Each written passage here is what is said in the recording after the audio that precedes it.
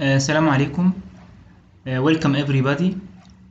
النهارده المحاضرة بتاعتنا طويلة شوية، بس المواضيع بتاعتها كلها مرتبطة ببعضيها، وهتلاقوا إن هي عبارة عن تجميعة لكل اللي احنا درسناه في السبجكت بتاع اللارynx. عندنا سترايدور، تراكيوستومي اند هورسنس. نبتدي كده مع بعض واحدة واحدة ونشوف الدنيا ماشية ازاي إن شاء الله.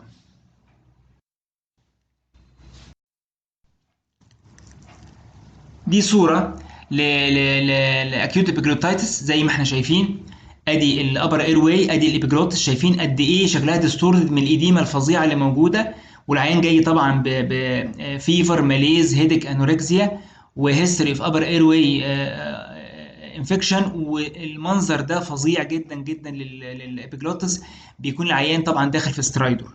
على فكره من الحاجات المشهوره جدا جدا، العيان لما تشك ان هو ابيجلوتايتس ما تعملوش في الاكزامينيشن بالتنج ديبريسور، لان ممكن ينشيت اكيوت اتاك اوف سترايدر وممكن يتخنق ويموت قدامك. طيب كلينيكال بيكتشر اوف ذا سترايدس بيشنت. العيان اللي عنده ابر اير واي اوبستراكشن، بارشال ابر اير واي اوبستراكشن دوت بيبقى شكله عامل ازاي؟ اول حاجه عنده سترايدر، يعني ايه؟ يعني عنده نويزي ريسبيريشن، صوته في مش الطبيعي، النفس بتاعنا اللي هو سايلنت. تاني حاجه ديزنيا، عنده difficult breathing، irritability و restlessness، fatigue sweating، difficult tachycardia، البلس بتاعه عالي قوي، over acting accessory respiratory muscles. تعرفوا ايه هي الاكسسوري respiratory muscles؟ حاجات مشهوره جدا: بيك ميجور، بيكتوراليس ميجور، بيكتوراليس ماينور، لاتسماس دورساي. كل دي من الاكسسوري ريسبيراتوري ماسلز. يعني ايه اكسسوري ريسبيراتوري ماسلز؟ يعني انا ما بستعملهاش كلاسيكالي في الكوايت ريسبيريشن العادي بتاعنا اللي هو بنتنفس طبيعي عادي بيه على طول، الا في حالات لما انا بعمل اكتيفيتي عاليه قوي قوي، محتاج ان انا ازود قوي الايفورت والاوت كام بتاع الريسبيراتوري سيستم، فبشغلها. او ان يكون مش عارف اخد نفسي زي في حالات الاسترايدور كده، ابر اير واي اوبستراكشن او بارشال اوبستراكشن، فبضطر ان انا اشغلها عشان ادخل هواء على قد ما اقدر. يبقى دي الاكسسوري ريسبيراتوري ماسلز. طيب اجي ابص على العيان اللي عنده سوبرا ستيرنال، سوبرا كلافيكولار، سب كوستال اند انتر كوستال ريتراكشن. دي كل دي من علامات الاوبستراكشن اللي موجود، وان الريسبيراتوري سيستم والماسلز اللي حواليه بتحاول على قد ما تقدر ان هي تنفليت اللنج ضد الاوبستراكشن اللي موجود ده او البارشال اوبستراكشن اللي موجود دوت. فالحاجات اللي هي الريتراكشن اللي موجود ده كله من علامات زياده النيجاتيف انترا ثوراسيك بريشر، علشان يعمل انفليشن اللنج على قد ما يقدر ويخلي العيان يتنفس كويس. وركينج الينزاي نفس الموضوع، بتلاقي العيان كأن النوز عايز يتدخل اكبر كميه هواء عشان العيان مخنوق، فبيعني اكتنج الينزاي. للاسف لو الموضوع استمر ومفيش اي علاج، يدخل العيان في سيانوزس، وبدا بعد ما كان تاكي كارديك يبقى برادي كارديك. وللاسف دي من الحالات الليت خالص لما بيحصل في حالات السيفير هايبوكسيا. اوعى تنتظر العيان تعمل له تراكيوستومي لما يدخل في الاستيج ساينوز اند برادي كارديا، لان ساعات بيحصل فيها الريفرسبل تشينجز في الريسبيراتوري في السنترال سيستم في البرين. ولو دخل في برين هايبوكسيا وقعد لفتره طويله، العيان بيبقى ديسربريت. طيب تريتمنت، مفيش تريتمنت للسترايدور غير التراكيوستومي. عيان مش عارف ياخد نفس وبيتخنق وبيموت، يبقى الحل الوحيد هو تراكيوستومي. يعني ايه تراكيوستومي؟ يعني بعمل اوبننج ان ذا anterior wall of the trachea. طيب ممكن بقى لو العيان جاي لك وهو سترايدور وتعبان جدا مش عارف ياخد نفس، اقول له بقى هو الموضوع ده من امتى وحسيت بايه؟ مفيش وقت للكلام ده كله. طب نعمل له مثلا سي بي سي، نصور له اللنج، مفيش وقت للكلام اللي بتتكلم عليه ده خالص. There is no time for history taking or investigation. The only management, only save of life for this patient is tracheostomy.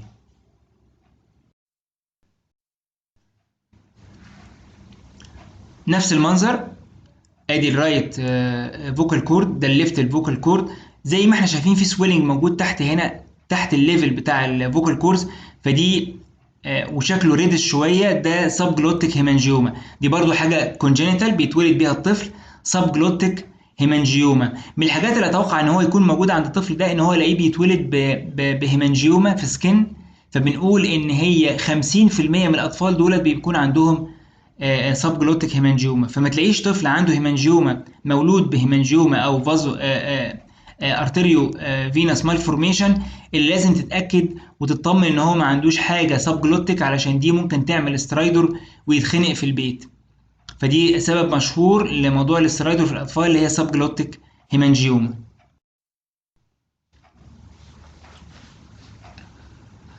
دي حاله مالتيبل بابيلوماتوزس. طبعا انتوا مش متوقعين دي حاجه دي اللارynx خالص، هي دي فعلا اللارynx. ادي مكان الاريتينويز على الناحيتين، كل الفوكال كورد على الناحيتين الرايت والليفت كله عباره عن ستادد ويز ذا بابيلوما. شايفين مالتيبل قد ايه؟ كتير جدا جدا، hundreds اوف بابيلوماتا مغطيه السوبرا جلوتس والجلوتيك خالص. وشايفين الشنك يا دوبك، الشنك اللي هو المسافه ما بين الرايت والليفت فوكال كورد يا دوبك حاجه ضعيفه جدا جدا. سبب مشهور من اسباب الاسترايدور في الاطفال. طيب تراكيوستومي. تراكيوستومي من الحاجات اللي هتشوفوها في المستشفى وهتتعاملوا معاها مع عيانين في الشارع، وممكن تلاقي عيان تراكيوستومايز ساكن قريب منك او حد من قرايبك، يعني يعني نسأل الله العافية طبعا. التراكيوستومي زي ما اتفقنا هي عبارة عن ايه؟ هي عبارة عن اوبننج، artificial opening بعمله في الانتيريور وول بتاع التراكية. طب لوجيكالي كده سبيكينج، انا اضطر ان انا اعمل فتحة العيان ياخد منها نفس في التراكية ليه؟ لو الجزء اللي فوق التراكية ده مقفول، يعني العيان بياخد نفسه من النوز او الاورال كافيتي والهواء داخل ومش عارف يكمل طريقه، يبقى انا هعدي الاوبستراكشن اللي موجوده فوق ديت وراح اعمل فتحه تحت، العيان ياخد دايركتلي على طول نفسه عن طريقها للور اير واي لللنجز عشان يحصل جاز اكسشينج ويفضل عايش. يبقى الاسباب بتاعت التراكيوستومي دي هتوقع ان هي تكون فوق التراكيه، مش كده؟ عندك حق فعلا لو انت بتفكر تفكير منطقي، بس انا اقول لك كمان في اسباب قد تكون تحت التراكيه وبنعمل تراكيوستومي. طب ليه؟ تعالوا نعرف مع بعض. زي ما اتفقنا تراكيوستومي معناها creation of an opening in the anterior wall of the trachea. ده دياجرام بوري لك منه الاناتومي اللي موجود. ادي النوز بتاعت العيان، وادي الاورال كافيتي، الهواء بيدخل من النوز وبيدخل من الاورال كافيتي، يمشوا هما الاثنين في طريق لغايه ما يوصلوا هنا الاوروفارينكس، هنا اللي دخلنا على اللارينجوفارينكس. يبتدي بعد كده وهو نازل الاير واي ده كومن كوريدور، دي طرقه كومن للفود وللاير. اول ما نوصل لهنا بيحصل حاجه من اتنين، الفود يكمل تحت على الاسوفيجاس ويكمل على الدايجستيف سيستم، والاير يعدي يدخل في اللارينكس وعن طريق الفوكال كورس يوصل للتراكيه ويدخل بعد كده في اللور اير واي اللي هي اللنجز. يبقى الجزء دوت common corridor for air and food. بعد كده بيحصل separation، الفود بيكمل على الاسوفيجاس والاير بيكمل على اللارينكس والتراكيه. التراكيوستومي اللي احنا بنعملها دي بقى بنعملها في الانتيريور وول بتاع التراكيه. طب ليه مش البوستيريور وول؟ البوستيريور وول ده ريليتد على طول لايه؟ للاسوفيجاس، ما ينفعش. وبعدين الاسوفيجاس ده بيدخل على ايه؟ بيدخل على الاستومك، انا مش بتنفس عن طريق الاستومك. يبقى انا بعمل الاوبننج بتاعي في الانتيريور وول اوف تراكيه عشان تدخل في الكافيتي اوف ذا تراكيه عشان توصل عن طريق الكومن رايت وليفت برونكس، توصل لايه؟ برونكيولز، ومنها على الالفيولاي في الليفت والرايت لانج. ادي صوره لعيان مركب تراكيوستومي زي ما قلنا انتيريور وول. ولو تلاحظوا ان ده طفل صغير شويه في السن. عندنا التراكيوستومي ممكن نعمله في الاطفال وبنعمله في الكبار على حسب الايتيولوجي اوف ذا اوبستراكشن. وزي ما قلنا في الاسترايدور، استرايدور في الكبار واسترايدور في الاطفال، هو نفس الكلام بتاعنا هو في التراكيوستومي. عشان كده انا جايب لكم السبجكت التراكيوستومي بعد ما اتكلمنا على الاسترايدور، لان كل اسباب الاسترايدور حلها زي ما اتفقنا هو تراكيوستومي. طيب indication of tracheostomy زي ما اتفقنا يا اما upper airway obstruction، ده كلامك لوجيك جدا جدا. زي ما قلنا في obstruction فوق الليفل بتاع الفوكال كورد، يبقى انا هعمل opening تحتيها علشان افك الاوبستراكشن دوت. بس في حاجه تانية اسمها lower airway obstruction واعمل برضو فيها tracheostomy. طب هيكون ايه سببها وايه فايدتها؟ ده هنعرفه مع بعض واحنا داخلين دلوقتي على السبجكت بتاعنا. وفي حاجه اسمها elective. يعني ايه elective؟ يعني العيان ما عندوش سترايدور وبس انا بقول له انا هستأذنك ان انا هعمل لك اوبننج في الانتيريور وول بتاع التراكيه بتاعتك، يعني هعمل لك تراكيوستومي عشان احنا محتاجينه. هيقول لي ليه يا دكتور محتاجينه ليه؟ هقول له بالتفصيل محتاجينه ليه، وده هنعرفه مع بعض. upper airway obstruction نفس اللي احنا قلناه بالتفصيل، كوبي وبيست للي احنا قلناه في اسباب الاسترايدر. congenital traumatic inflammatory neoplastic laryngeal edema laryngeal stenosis. هجيب لكم بقى حاجه جديده بقى، laryngeal incompetence. ايه المقصود بتاع laryngeal incompetence؟ المفروض ان احنا اللارynx دي الفيرست فانكشن بتاعها ايه؟ سامع ناس فيكم بيقولوا فويس، لا طبعا مش فويس. ناس ثانيه بيقولوا ريسبيريشن، لا مش ريسبيريشن. اقول لكم تعرفوا ازاي. هات اي اورجان وعشان تعرف الفيرست انديكيشن بتاعه والبرايم امبورتنس بتاعه، شيل الفانكشن ديت وشوف اذا كان الواحد يقدر يعيش ولا لا. اللارynx كفويس بوكس، اقدر اعيش من غير ما اتكلم؟ اه طبعا، يا ريت نعيش من غير ما نتكلم، يكون احسن طبعا. طيب ريسبيريشن، طب ما احنا بنعمل حاجه اسمها عيان بعمل له حاجه اسمها توتال لارنجكتومي. بيعيش ازاي؟ بيعيش عن طريق الفتحه اللي انا عاملها في التراكيه على الشارع. يبقى لا الفويس ولا الريسبيريشن هما البرايم فانكشن اوف ذا لارynx. امال ايه البرايم فانكشن؟ هو ان هي سيف جارد اجينست aspiration into the lower airway.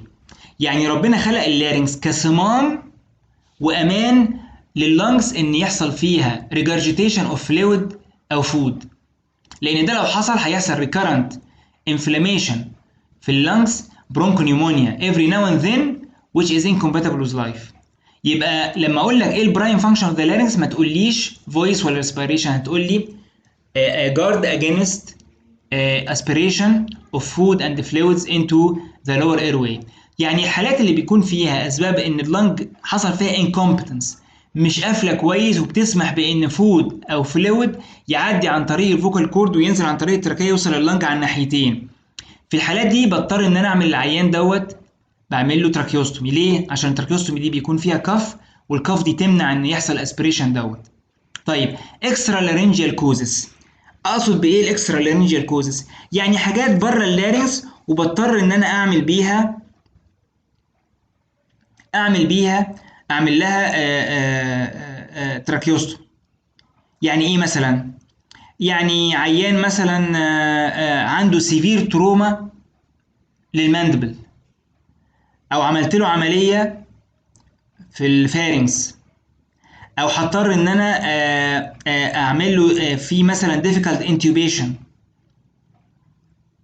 او هشيل له نيزوفارينجال انجيوفايبروما.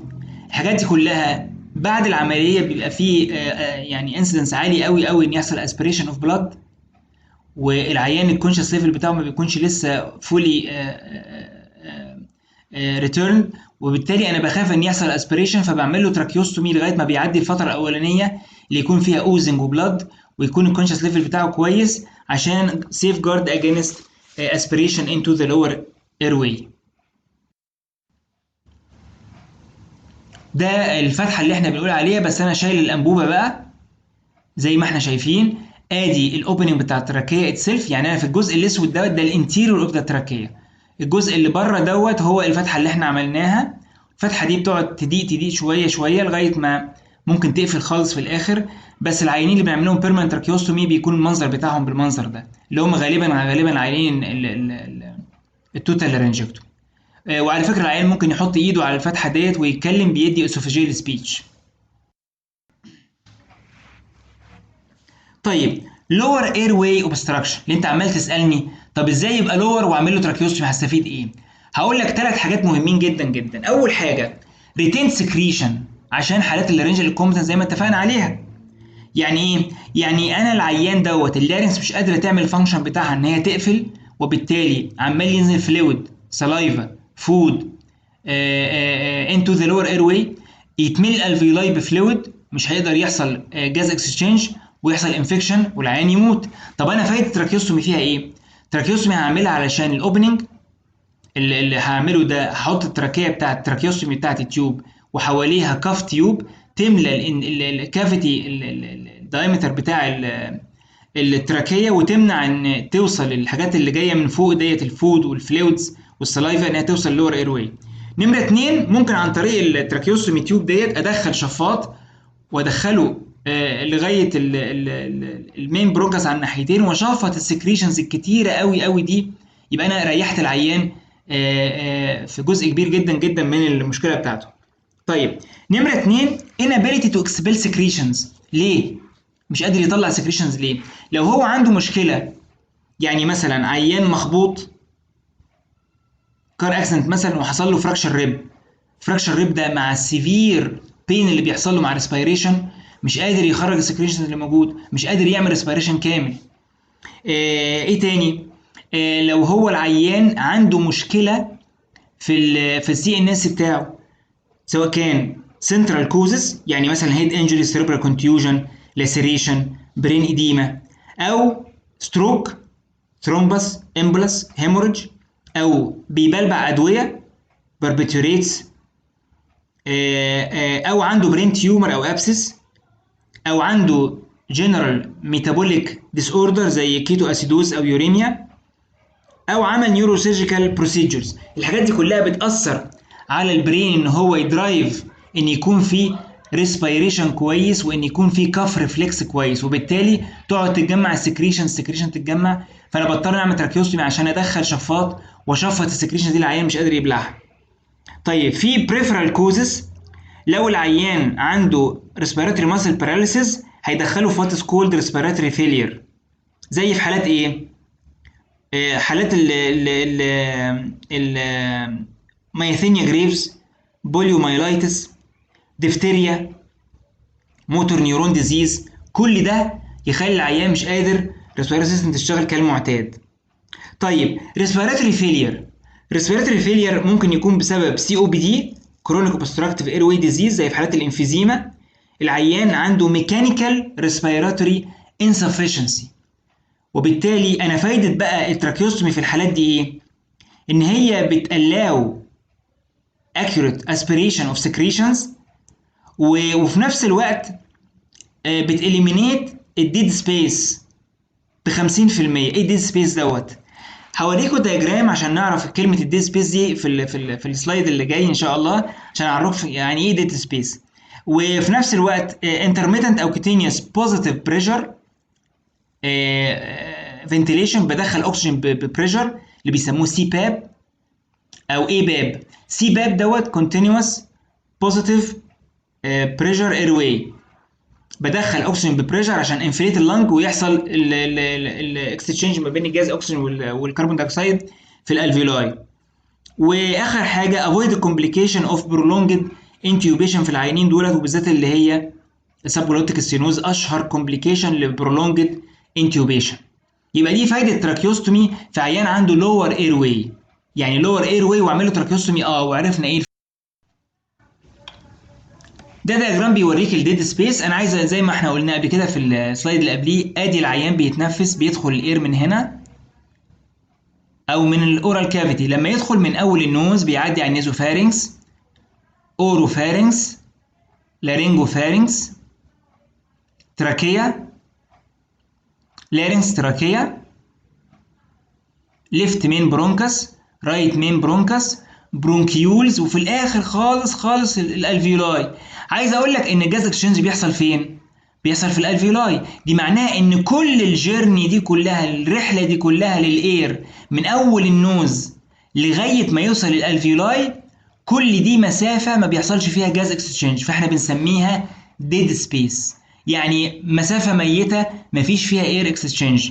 وبالتالي المسافه الطويله جدا جدا اللي انت شايفها دي من اول النوز لغايه التيرمينال برونكيولز، لو انا عملت تراكيوستومي في المكان دوت تقريبا عملته في نص المسافه، يبقى العيان الجزء اللي بيحتاجه عشان يدخل الاير لغايه الالفيولاي سهلته جدا جدا على العيان وقللت له بالنص تقريبا.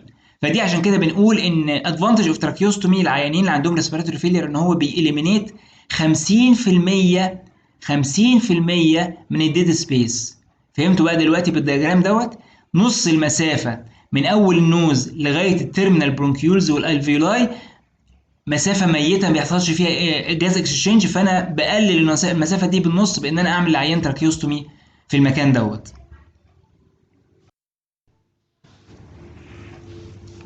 فاليو اوف تراكيوستومي في اللور اير واي زي ما قلنا اسبيريشن اوف سكريشنز، بوزيتيف اير واي بريشر سباب، 50% بشيل الديد سبيس بسهل على العيان الريسبيريشن، اسبيريشن بمنع الاسبيريشن انتو ذا لور اير واي باي ذا كاف تيوب، وبقى افويد الكومبليكيشنز اللي هي سب جلوتيك ستينوز اشهر حاجه فيهم اللي هي بتاعت برولونجد انتيوبيشن.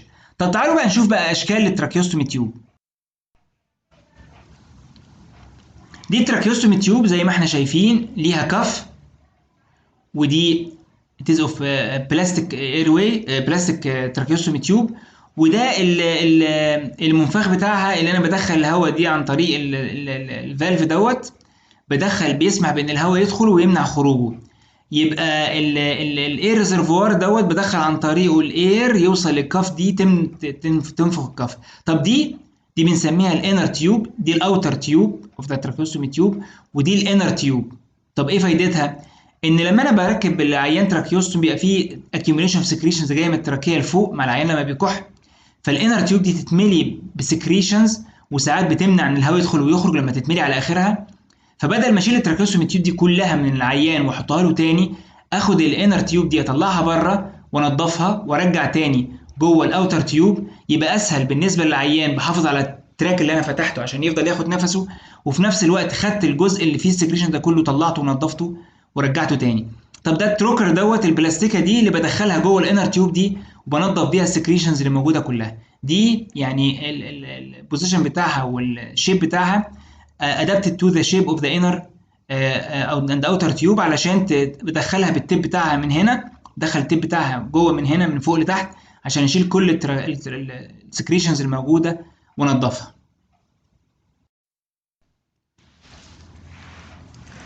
elective tracheostomy زي ما قلنا امتى اعمل الكتيف تراكيوستومي؟ العيان ما بيشتكيش من ستراتور ولا حاجه، بس بقول له بعد اذنك انا هعمل لك تراكيوستومي وعايز منك كونسنت على الموافقه. ليه يا دكتور؟ اصل احنا هنعمل ميجر اوبريشن في الماوث او في التانج او في المجزله او في المندول. خلي بالك ده كل دي حاجات فين؟ فوق الليفل اوف ذا لارنكس اند تراكيه. طب الحاجات دي كلها اللي مثلا فيها ميجر اوبريشن، هعمل فيها انسيجن، هعمل فيها فلاب، هعمل فيها تيومر ريموفال، الحاجات دي كلها بيبقى بعديها اديمه جامده، بعديها بليدنج، الحاجات دي كلها تخلي العيان لا عارف يتنفس، ممكن يحصل اسبريشن كامل. فالتراكيوستومي تيوب دي سيف جدا جدا ان انا اعمل له عيان قبل الاوبريشن علشان يعدي المرحله ديت من غير ما يحصل له فيها مشاكل. طيب ايه تاني؟ قبل ما اعمل لارنجال اوبريشن مثلا هشتغل هعمل له لارنجو فيشر. هتعرفوا ايه اللارنجو فيشر دي في الاوبريشنز؟ مش هينفع ان انا اشتغل والعيان مالوش تراكيوستومي تيوب، لان هيتنفس منين وانا شغال؟ ده انا بدخل على التراكيه على اللارنكس وافتحها نصين واشتغل. الفتره دي لازم يكون العيان بياخد اوكسجينيشن عن طريق انبوبه بعيده عن اللارنكس خالص، او في حالات الديفيكالت انتيوبيشن ساعات التخدير يبص على العيان يقول لي لا من فضلك انا مش هدخل بالانبوبه بتاعتي، العيان دوت هيعمل لي مشكله كبيره جدا وانا داخل، يا اما هعمل له انجري للتراكيه لللارنكس، او مش هعرف ادخل اصلا. ولو انا حاولت اعمل كذا اتمت فور انتيوبيشن ممكن يحصل له اديمه والعيان يتخنق ويموت على ترابيزه العمليات. فالاحسن للعيان وليا انا كمان ان العيان نعمل له تراكيوستومي تيوب من قبل ما ينام علشان نديله اندكشن في انستيزيا والاكسجينيشن عن طريق تراكيوستومي تيوب مش عن طريق اللارنكس خالص. فدي الاسباب الثلاثه المشهوره جدا جدا لعيان ما عندوش سترايدر واعمل له تراكيوستومي تيوب، اللي هي قبل ميجر اوبريشن، قبل اللارنجال اوبريشن، وفي حالات الديفيكالت سسبكتد ديفيكالت انتيوبيشن. طيب ايه انواع التراكيوستومي؟ احنا بنقسم التراكيوستومي اوبريشن يا اما هاي يا اما ميد يا اما لو. طب هاي او ميد او لو على حسب ايه؟ على حسب الانهي رينج اللي بتشتغل فيه في التراكيه. لو انت شغال تحت الاسمس اوف ذا ثايرويد، اسمس اوف ذا ثايرويد جلاند بيكون على التراكيه رينج كام؟ بالظبط 3 و4. لو انا شغال تحت الاسمس بالظبط يبقى ده الميد تراكيوستومي. لو انا شغال فوق يعني 1 و2 يبقى اسمه هاي تراكيوستومي. لو انا شغال تحت الاسمس يعني 4 و5 يبقى انا شغال على حاجه اسمها لو تراكيوستومي. كل واحده ليها ادفانتج وليها ديس ادفانتج. طيب بوست اوبراتيف كير، العيان اللي بعمل له تراكيوستومي دوت اخد بالي من ايه؟ لازم العيان بعد العمليه يكون في سيمي سيتنج بوزيشن، ما تناموش على ظهره. ستيم انهاليشن، لان العيان دوت انا خليت الهواء بتاع الشارع مره واحده يدخل للتراكيه، مع انه كان الاول الهواء كان بيدخل عن طريق النوز يحصل له وورمنج ويحصل له يحصل له كوندنسيشن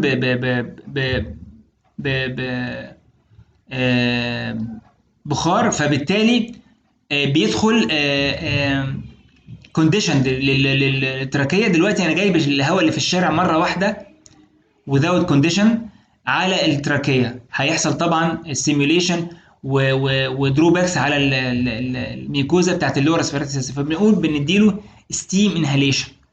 طيب فيتال ساينز ريكوردنج، طبعا انتيبيوتيك ميكوليتكس عشان بيكون في الاول بيبقى فيه سكريشنز كتيره جدا جدا، وفريكوينت سكشننج بنعملها تقريبا كل ساعتين. اكستيوبيشن ده امتى؟ بعد خلاص الانديكيشن تراكيوستومي لو هو تمبري.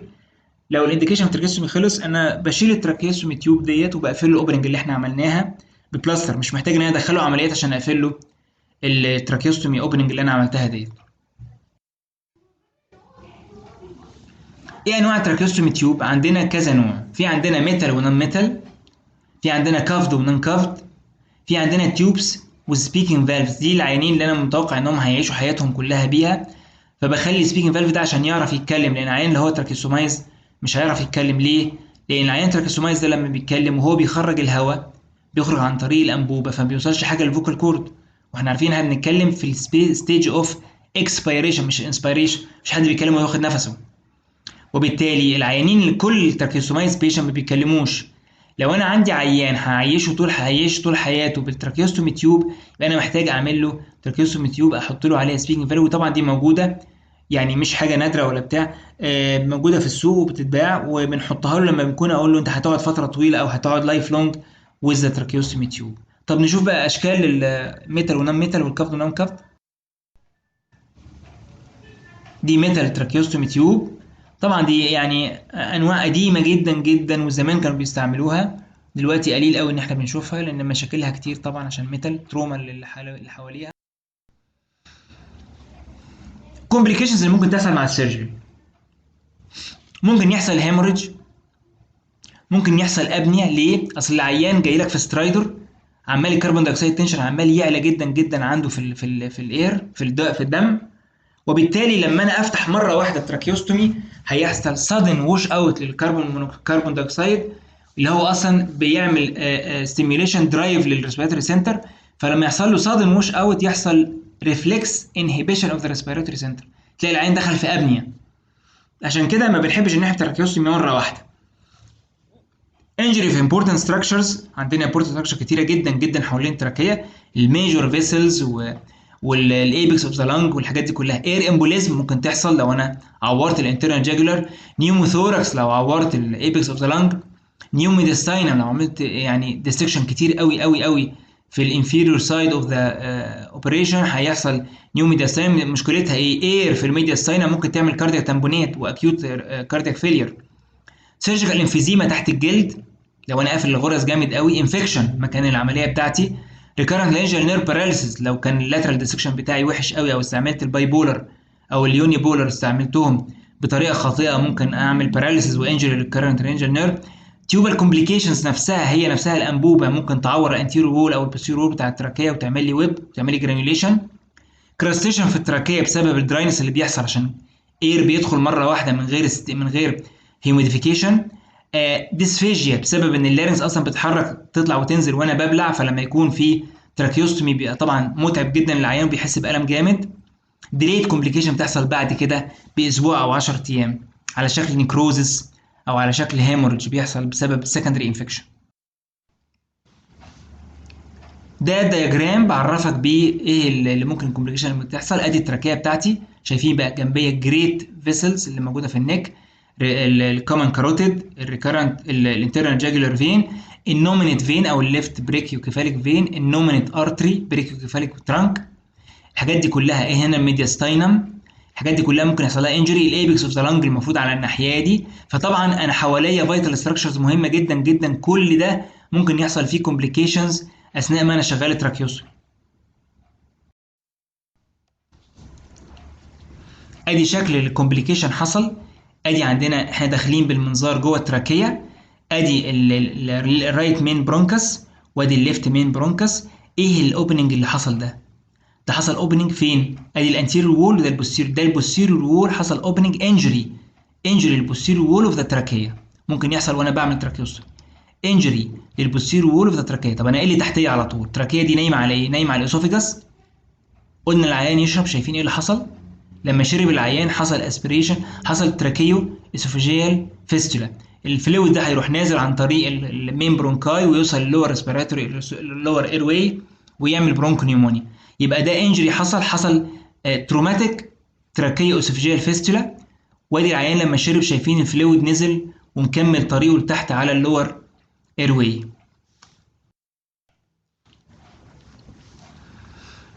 ادي شكل العيان لما بنعمل له تراكيوستومي وهو في الاي سي يو. زي ما قلنا بيكون سيمي سيتنج بوزيشن، وده متوصل بالجهاز الميكانيكال فنتليتور، بيتوصل بالمنظر دوت.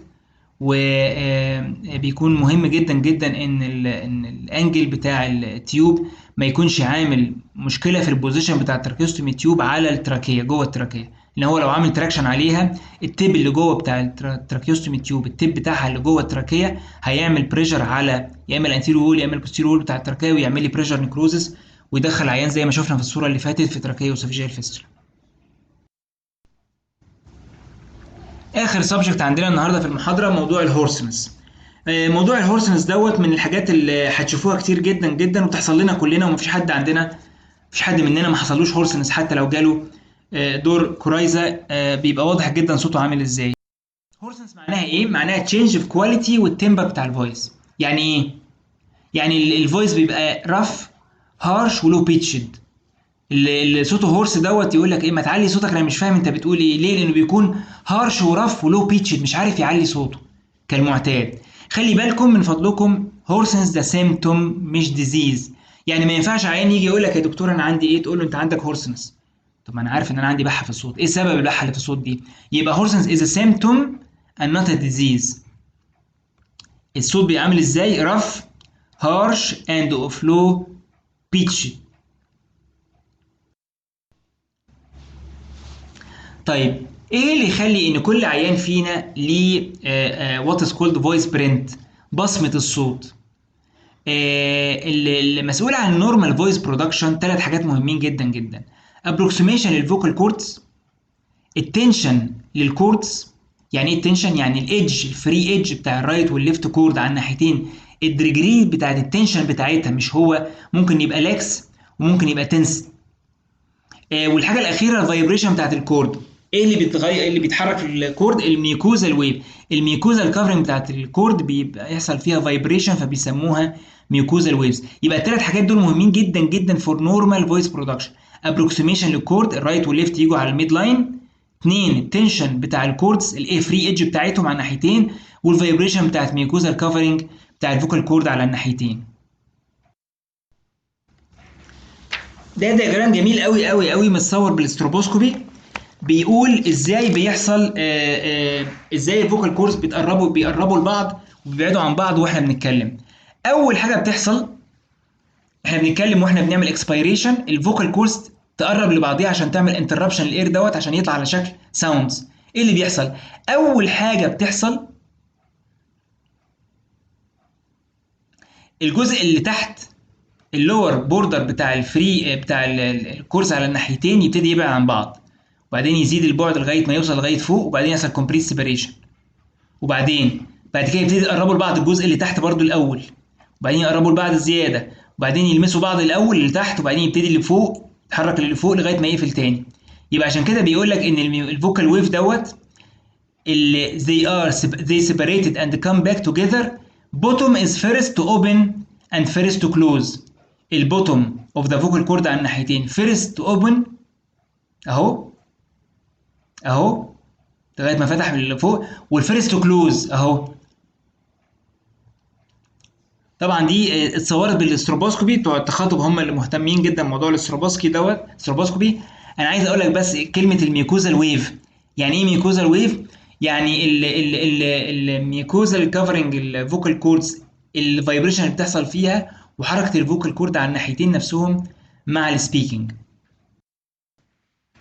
طيب ايه اسباب الهورسنس اوف فويس؟ في عندنا اسباب كتيره جدا جدا. اول حاجه كونجنتال، زي مثلا الرينجال ويب، بالذات لما يكون جلوبتيك مش سب جلوبتيك، ياثر جدا على الكورد، على الفوكال على الفويس برودكشن. ودي بنشوفها في الاطفال الصغيرين، الام تيجي تقول الولد او البنت لسه مولود صوته هارش قوي قوي، ويا دوبك يا دوبك بسمع عياطه بالعافيه. ليه؟ بسبب، بفكر على طول في الكونجينيتال ويب دي ساعتها، ان هو يكون سبب ان هو صوته هارش بالمنظر دوت. طبعا في اسباب اخرى، ممكن تكون الولد او البنت دول اللي عندهم كونجينيتال هايبوثايروديزم اللي هي الكريتين يعني. او السبب الثاني مشهور جدا كونجنتال لارنجيال ويب. طب تروماتيك، اللي بيستعملوا صوتهم باسلوب كتير قوي قوي قوي، ابيوز، فويس ابيوز، او حصل فورين بادي او انسترومنتيشن، عملت اديمه جامده جدا جدا على الفوكال كورد ميكوزا وتدخل العيان في الهورسنس. انفلاماتري، كل اسباب الانفلاميشن زي ما احنا متفقين، الاكيوت والكرونيك، السبيسيفيك والنون سبيسيفيك، اي حاجه تغير شكل الاير واي وتغير شكل الميوكوزا بتاعت الفوكال كورد. نيوبلاستيك طبعا كتيره جدا جدا، نيوبلازم ممكن يعمل انفلتريشن للمصل او للميوكس ممبرين او للجوينت نفسه بتاع الكريكو اريتينويد، يخلي الكورد ده ثابت في مكانه ما يتحركش، يعمل العيان هورسنس. يونيلاترال كورد باراليسيس، يونيلاترال كورد باراليسيس بيعمل هورسنس. ليه؟ لان وان كورد ما بيتحركش، وبالتالي اثر على الابروكسيميشن، اثر على الفايبريشن، اثر على التنشن بتاع الفري ايدج بتاع الفوكال كورد على ناحيه، فيكون الاند ريزلت ان العيان ده بيكون صوته هارش مش طبيعي. ارترايتس اوف ذا كريكو اريتينويد جوينت، لما يحصل ارترايتس ما يتحركش كويس، وبالتالي حركه وان كورد منهم ما يبقاش كويسه، وبالتالي العيان يدخل نفس المشكله بتاعتنا. هيستريكال دي بقى اللي هي ليها اسباب نفسيه، يعني اكشف على العيان الاقيه كله فري، الفوكال كورد فري والحركه بتاعته كويسه والتنشن بتاعه كويس والابروكسيميشن بتاعه كويس، بس العيان ما بيطلعش صوت، ما بيطلعش صوت، يبقى غالبا يكون السبب بتاعه ده سبب هيستريكال.